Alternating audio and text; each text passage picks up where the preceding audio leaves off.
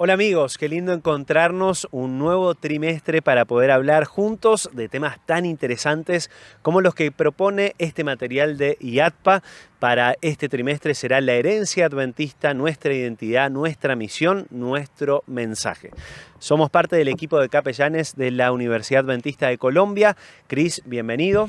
Gracias, Dani. Muy contento de volver con esta linda iniciativa de este repaso de un estudio muy lindo que puede enriquecer nuestras vidas espiritualmente. Así es, esto viene hasta ustedes gracias al apoyo de Hope Media Colombia y de Hope Channel Interamérica para poder llegar hasta sus hogares, hasta su dispositivo móvil, para poder aprender juntos del mensaje que Dios tiene para nosotros. Pueden escribirnos aquí en los comentarios desde dónde nos están viendo para que también podamos tener la seguridad de que estamos llegando a diferentes países de Interamérica.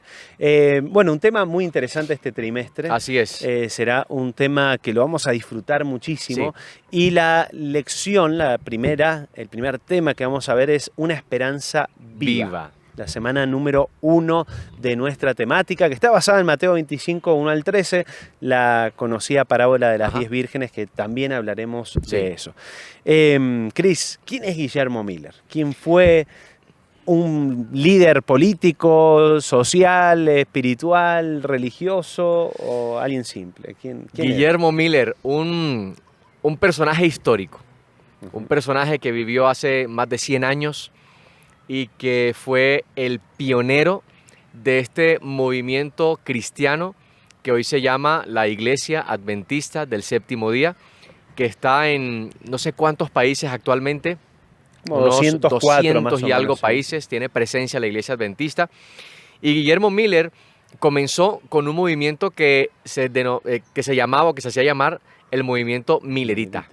Y hacía parte de todas estas personas que junto con él estudiaban la Biblia para tratar de comprender la profundidad, para tratar de comprender pero también aplicar las enseñanzas bíblicas, pero sobre todo no cualquier historia bíblica, no cualquier parábola, sino un mensaje especial que se encontraba en el libro de Apocalipsis, tomando una porción también del libro de Daniel y por supuesto tomando como ejemplo algunas parábolas como la que tenemos para esta semana, que es la parábola de las 10 vírgenes, que también estaba representando algo especial para el mensaje que nos era un hombre común, ¿no? Era un hombre sencillo, un granjero. Un granjero. Incluso en un contexto escéptico. Y él empieza a estudiar, a ver las señales. Y está 15 años, dice la historia, sin empezar a mostrar lo que él estaba estudiando. Lo que estaba aprendiendo de la Biblia. Quería, lo aprendo, pero no me animo, no quiero. Hasta que Dios lo tuvo que llamar directamente para decirle, te necesito para compartir. En el año 1833. Ahí empezó a predicar, ¿no? Así es. O sea, él tenía la seguridad de que Jesús, desde que él empezó a estudiar, iba a venir en esos próximos 25 años, ¿no? Por todo lo que estaba pasando en la sociedad, por los estudios que estaba teniendo Daniel y Apocalipsis. Era su conclusión.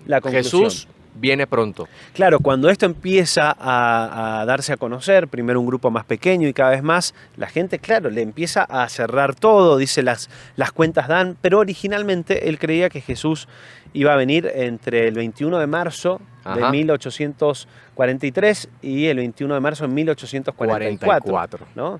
Obviamente Jesús no vino en esa fecha y estudiando un poquito más llegaron a la conclusión de que el día de la expiación comenzaba en nuestro calendario, era el 22 de octubre. ¿no? O sea que Jesús podía venir desde 1843, el 22 de octubre, hasta el 22 de octubre de 1844, ¿no? Como fecha tope de ese día de la expiación, que ya hemos hablado en otros momentos del santuario y vamos a volverlo a mencionar en esta clase. Yo imagino lo esperanzador. Esta lección de esta semana se llama Una esperanza viva. Y yo imagino lo esperanzador que pudo resultar para Guillermo Miller y para todas las personas que hacían parte de este movimiento, el hecho de poder, ellos encontraron un descubrimiento. Era como decir, lo que acabamos de encontrar es un tesoro. Cristo viene y sabemos la fecha. Pero también trato de imaginar lo que pudieron sentir cuando se dieron cuenta de que al parecer, o no al parecer, cuando se dieron cuenta de que su interpretación estaba equivocada. Tenían todo muy claro, los tiempos por aquí, por allá, pero la interpretación del acontecimiento como tal estaba equivocada. Así que quizá la esperanza que tenían se convirtió ahora como en un momento amargo, como en un chasco. Se sintieron chasqueados, en la que, según la lección que estamos estudiando, muchas personas desistieron, pero otras decidieron seguir estudiando, otras sacaron diferentes conclusiones, pero Guillermo algunos Miller dijeron que, ¿no?, que Jesús había venido de forma espiritual, de una forma espiritual, que el juicio se había llevado a cabo, pero en nuestros corazones, etcétera, ¿no? O sea, tratando de tener una respuesta para lo que había ocurrido. Pero lo lindo de la historia es que Guillermo siguió adelante. E incluso hasta el día de su muerte, él murió o descansó en Jesús, con esa esperanza viva, en su fe, de que si bien había cometido un error de interpretación, él sabía que su Salvador algún día regresaría. Así es, ese gran despertar que fue en finales del siglo XVIII, principios del siglo XIX, sentó todas esas bases, ¿no?, para el movimiento milerita que decíamos. Y claro, se buscaban respuestas, ¿no? Sabemos que el periodo anterior a 1844, profético, era 1290, 1260 días proféticos de Daniel, que terminaban así en 1798, ¿no? 1798, cuando el Papa Pío era capturado y de alguna manera terminaba la supremacía papal. Y a partir de 1798 las cosas iban a empezar a ser un poquito más libres para que la gente pueda estudiar por su propia cuenta la palabra de Dios sin ser amenazado. Ahí nace ese arrebatamiento de volver a la Biblia, volver al estudio, qué pasó, tenemos libertad, etc. Y al mismo momento, el terremoto de Lisboa, 1755. O sea, al ellos estudiar Apocalipsis capítulo 6, que habla de estas señales previas del regreso o la segunda venida de Jesús, ellos se dan cuenta de tres acontecimientos que ocurrieron previo a eso, y eso era como decir, oye, son señales. ¿se está dando? O sea, una cosa es una señal social y otra cosa es sobrenatural o algo en la naturaleza. Que mencionabas, el terremoto de Lisboa. 1755, el día del oscurecimiento del sol, 19 de mayo de 1780. Y el día, que donde cayeron las estrellas, el 13 de noviembre de 1833. O sea, muy ahí.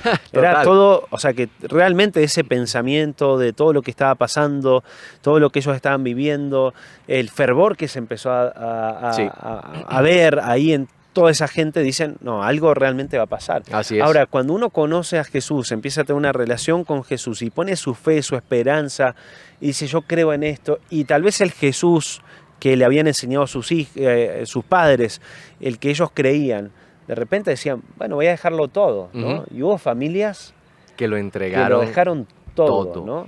Aquí la lección nos hablaba de por lo menos tres. Y quiero leer textualmente en lo que dice el folleto. La vida para los primeros creyentes adventistas fue una combinación de fe y acción. O sea, no solamente para ellos era creer en lo que decía la Biblia, sino que además decían, hay que hacer algo. Y ese algo, por ejemplo, para Leonard Hastings, por ejemplo, fue que no recogió su cosecha de papas porque creía que Jesús estaba a punto de regresar a la tierra. ¿No? Por ejemplo, Joseph Bates, que invirtió todo su dinero en la predicación y la publicación de artículos. Y la familia Stowell, que vendió su granja y se mudó con la familia Andrews. O sea, personas que lo estaban vendiendo todo porque la convicción que tenían al respecto de esta interpretación bíblica era total, era absoluta. Esto es verdad, esto va a suceder, entonces ¿para qué tenemos casa? ¿Para qué tenemos granja? Exacto. No, si ya Cristo viene, vendamos todo, vivimos con eso, ese producido, ese dinerito que tenemos y esperamos el regreso de Jesús y nos vamos para el cielo. Claro, eso fue el gran chasco, ¿no? Y hay tres palabras que menciona aquí la lección y una de ellas es, bueno, además de decepción, ¿no?, profunda y dolorosa, menciona humillación, miedo y confusión. Confusión. O sea, ¿qué pasa con una persona luego de que lo dejó todo, cuando a las 6 de la tarde, inicialmente, ¿no?, cuando ya se ponía el sol, Jesús no vino? Muy duro. Y después dijeron, no, hasta las 00. Y a las 0001 tampoco. No vino. Claro, la gente, ¿dónde está el Jesús que iba a venir? No, muy doloroso. Y también un tema de confusión con Dios, de decirle, Señor, pero dejamos todo por ti, por lo menos algo danos para una darnos, señal. alguna señal. Ese miedo de, ¿y ahora qué? O sea, si realmente hemos creído en vano, si realmente nada de lo que sabíamos y creíamos, de lo que habíamos puesto toda nuestra esperanza, es real. Y obviamente hubo un grupo que dejó ese mensaje, ¿no? Decidió abandonar completamente a Dios, a la iglesia, al movimiento milerita. Otros, como decíamos, siguieron poniendo fechas, pero otros dijeron, quizá nos equivocamos del evento. O sea, la fecha está correcta, calza, porque además las otras profecías anteriores, como la de las 70 semanas, calzaban perfecto. Entonces, de alguna manera uno dice, los cálculos estaban bien hechos. Tiene que estar bien hecho. Así es. Y yo imagino ese 23 de octubre. Ellos estaban predicando hacía mucho tiempo de esta verdad que habían encontrado en la Biblia. O sea, muchas personas sabían en qué andaban ellos, estas familias. Ve que andan diciendo que Jesús regresa, que por aquí esta gente en qué andará, en qué andará. Y ahora el 23 de octubre tienen que volver a salir a la calle, y el 24 de octubre y el 25 de octubre, y la gente dice, ¿y qué pasó con el regreso de tu Jesús? O sea, fue muy doloroso. Y para muchos... Volvió esa familia a su propia granja, la volvieron a comprar. Ahora empezar de nuevo. Que había dado toda la plata que hizo. Empezar de nuevo, porque literal, si tú lo dejaste todo y no te estabas proyectando a una nueva empresa, un nuevo negocio, tú no estabas pensando en eso, estabas pensando en el cielo. Y ahora era, voy a volver a comenzar. Ahora, la gran pregunta es cómo tener un equilibrio entre ese mensaje inminente de la segunda venida de Jesús, porque nosotros creemos que Jesús va a venir de forma inmediata, o sea, es que va a ser en nuestra generación. Ahora, pero al mismo tiempo, seguir estudiando, seguir preparándonos, proyectándonos como si todavía nos faltara tanto tiempo, ¿no? Sí, es difícil eso. No recuerdo cómo es exactamente, pero me estoy acordando ahora que estás hablando de eso. ¿Cómo fue la frase de Martín Lutero? Sí. Algo como si Jesús hubiese muerto ayer, resucitado hoy, y como si viniese mañana, ¿no? Y también pensaba una que dice, aunque yo supiera que mañana se acaba el mundo, hoy todavía plantaría un árbol. Entonces creo que ese es el equilibrio. Hasta el último momento yo no voy a dejar de vivir, no voy a dejar de ser productivo, no voy a dejar de avanzar, aunque sé que Cristo regresa. Porque si yo creo que Cristo regresa en mi generación, y quizá digo, no, Cristo regresa por ahí en 10 años. Entonces voy a hacer un camino de aquí a 5 años, y los últimos 5 años voy a vivir con lo que me quede, porque es que Cristo regresa. No creo que sea un pensamiento muy sano realmente. Hay que vivir intensamente en mi cristianismo y mi experiencia de vida hasta que Jesús regrese. Poniendo como prioridad a Dios, ¿no? Totalmente. Porque uno si pone como prioridad su trabajo o al placer, obviamente no está demostrando que realmente quiere que Jesús regrese, ¿no? Totalmente. Ahora, ahí hablamos de las 10 vírgenes, ¿no? Sí. Las 10 se quedaron dormidas. Las 10. ¿no? Aunque 5 eran insensatas y las otras eran prudentes, pero las 10 durmieron. ¿Y cuál era la diferencia entre una y otra? ¿Por qué unas las conocemos como insensatas y a otras como prudentes? La historia bíblica en Mateo 25 menciona que las 5 insensatas no tenían una reserva del aceite en sus lámparas, mientras que las prudentes, ellas tenían aceite en sus lámparas. Pero aunque las 10 se durmieron, realmente estamos viendo 2 tipos de vírgenes, que para los que quizá nos están viendo, el novio en esta parábola representa a Jesús y estas vírgenes representan la iglesia, ¿sí? El novio que viene por su iglesia.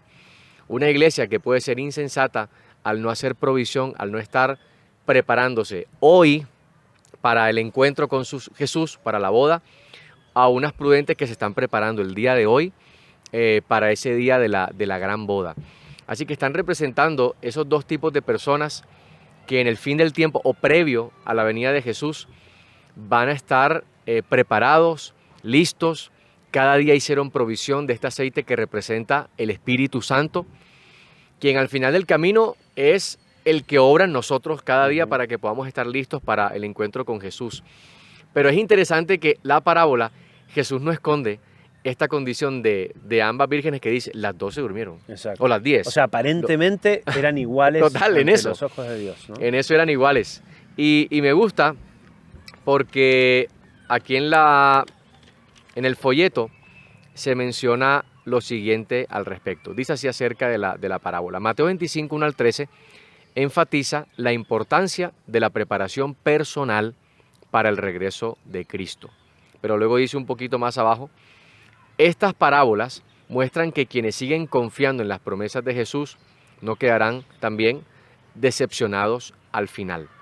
Así que lo que está diciendo esto es que hay personas que van a estar preparados todo el tiempo, velando, estando preparados a través de la ayuda poderosa del Espíritu Santo, pero otros van a descuidarse un poco y cuando llegue el gran día del regreso de Jesús o este día de la gran boda, Jesús dirá, no conozco, no las conozco, no sé quiénes son. Muy duro.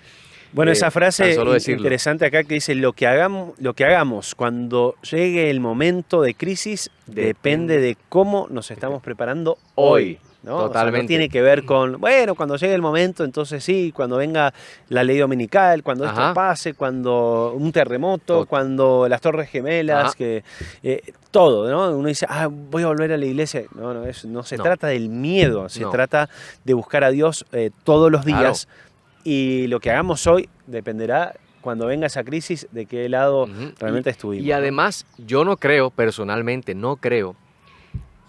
que alguien que no peleó las batallas, por decirlo de alguna manera, menos fuertes, va a poder salir victorioso de las más duras que se vienen en el futuro.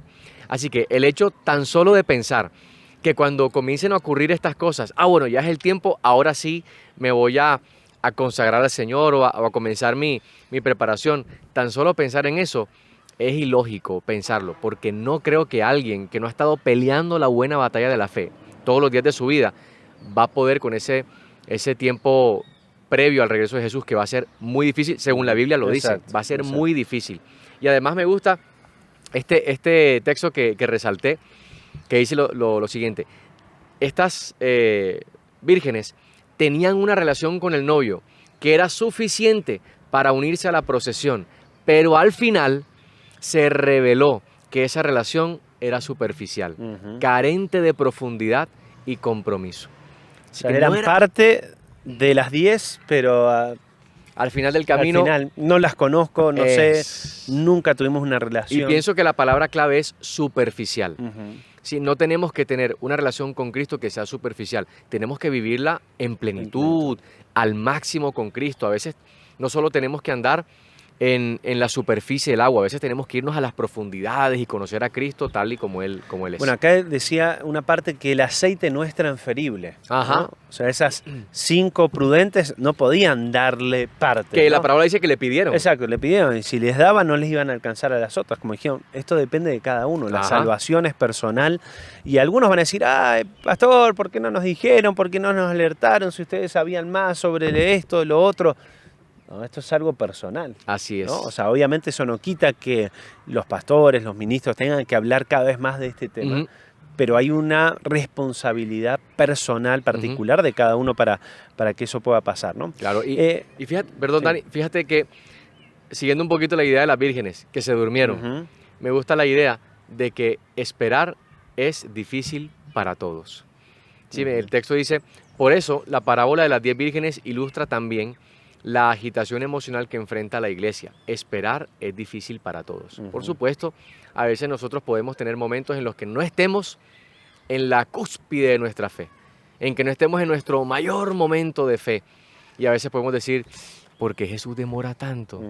¿Qué está pasando? Podemos pasar por ciertos espacios en nuestra vida espiritual de fe, pero eso no quiere decir que no vamos a poder levantarnos otra vez en Jesús. Por eso es tan necesario el Espíritu Santo, ¿no? A mí me gusta siempre pensar que si había alguien que anhelaba el Espíritu Santo eran los discípulos de Jesús, porque extrañaban a Jesús. Y Jesús le había dicho, nos vamos a ver pronto, pero mientras eso pase, les es necesario, les conviene que yo me vaya y que venga otro consolador, ¿no? Otro que va a ser de la misma naturaleza que era el Espíritu Santo para que esté con ustedes, para consolarnos, otro consolador que esté con ustedes.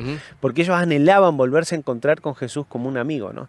O sea, la necesidad del Espíritu Santo para encontrarnos otra vez con Jesús es sí o sí. O sea, no hay, viene Jesús y no tengo relación con el Espíritu Santo, ¿no? Y solo el Espíritu Santo tiene la capacidad de mantener la llama de la fe encendida en el corazón, porque Él es ese aceite que puede mantener esa fe en nuestro corazón encendida. Así es. Ahí menciona, no sé si te tocó esperar muchas novias en las bodas, en los casamientos que ha sido. Sí, sí, sí. ¿No? A veces hasta la novia llega antes que el novio, ha Sí, pasado sí. también.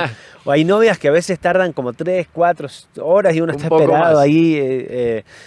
Aquí menciona dos palabras, que es la agitación emocional que va a enfrentar la iglesia. Sí, Es como esa parte de la impaciencia de los invitados, sí. ¿no? Donde, ¿qué pasa? Que el novio no vino, o que la novia no Ajá. llegó, o que esto no está listo, Ujú. ¿no? Esa impaciencia media rara porque uno ya está vestidito, listo, y qué pasó. Y dijeron una hora, y de pero... repente, claro, empieza a sonar algo y uno todos miran para atrás y la novia no viene. Esa impaciencia, esa Sí. agitación emocional. Puede ser que en esa espera empecemos a hablar de cualquier otra cosa, Sí. ¿no? Y a veces puede darnos esa percepción, ¿no? El creer que, Ujú. bueno, Jesús no va a venir. Pasaron 179 años desde 1844. Así es. Ahora hablamos del cuidado personal, de ser amigos de Dios, del amor de Dios. Ya no se habla tanto de profecías. ¿Será que tal vez es como que hubo una agitación ahí y de repente dijimos, bueno, vamos a bajar un poquito y Probablemente. cuando venga, venga, ¿no? Y no será que tal vez esta lección nos tiene que llevar a otra vez, Ujú. ¿no? Decir, esta es nuestra A nuestros identidad, nuestra orígenes como misión, iglesia, como... nuestro mensaje. Y como jóvenes necesitamos, obviamente, ser los principales motores de esto, ¿no? La iglesia adventista comienza con jóvenes Así es. y va a terminar con el esfuerzo y la energía de ellos. Así que creo realmente que estas lecciones nos van a ayudar mucho como jóvenes, ¿no? A focalizarnos y saber que somos parte de protagonista de este Vital. tiempo del fin, ¿no? Que los pioneros fueron jóvenes y que la misión se terminará Ujú. con los jóvenes, ¿no? Sí. ¿Hay alguna cita que te haya gustado, que haya quedado ahí pendiente? Totalmente. Hay dos citas. Hay dos citas que quiero compartir. La primera es: la interpretación equivocada de la Biblia resultó en una dolorosa decepción para la iglesia que esperaba al Señor en 1844. Los eventos de ese 22 de octubre, que llegarían a conocerse como el Gran Chasco, dividieron al movimiento milerita. Ellos habían llegado a comprender bastante bien la Biblia, pero cuando su fe fue probada, se descubrió que no estaba lo suficientemente enraizada como para sostenerlos y abandonaron la esperanza en el pronto regreso de Jesús. Yo creo que se hizo evidente la fe que Guillermo Miller guardaba en Cristo, porque él nunca perdió la esperanza del regreso de Jesús, aun cuando ocurrió el Gran Chasco. La promesa finalmente será real para ellos, finalmente resucitarán, verán a Jesús regresar y para ellos habrá sido un abrir y cerrar de ojos prácticamente. Sí. Y realmente creemos que Jesús va a venir en nuestra Amén. generación, que Jesús hizo todo y que ahora nos toca hacer nuestra parte, Sí. cumplir nuestro rol. Aquí Sí. termina diciendo nuestra lección de esta semana: así como Jesús cumplió un rol en el plan de salvación que solo Él podría cumplir, nosotros también tenemos nuestro propio rol. Ujú. Debemos entregarnos a Cristo y permitirle que obre en nuestra vida. Qué linda Esto es cita. a partir del Espíritu Santo. Así que Amén. interesante Muy interesante. lo que nos va a plantear esta lección. Vamos a disfrutarla mucho. Tenemos un trimestre por delante, hermosos temas donde vamos a ir profundizando cada vez Ujú. más en este aspecto tan importante que es la identidad adventista, Sí. nuestra misión, Así nuestro es. mensaje, y muy necesario para ser protagonistas en el tiempo del fin. Así Así que, es, Chris, así nos es. vemos la semana que viene. Ahí estaremos con la ayuda de Dios. Listo, nos vemos.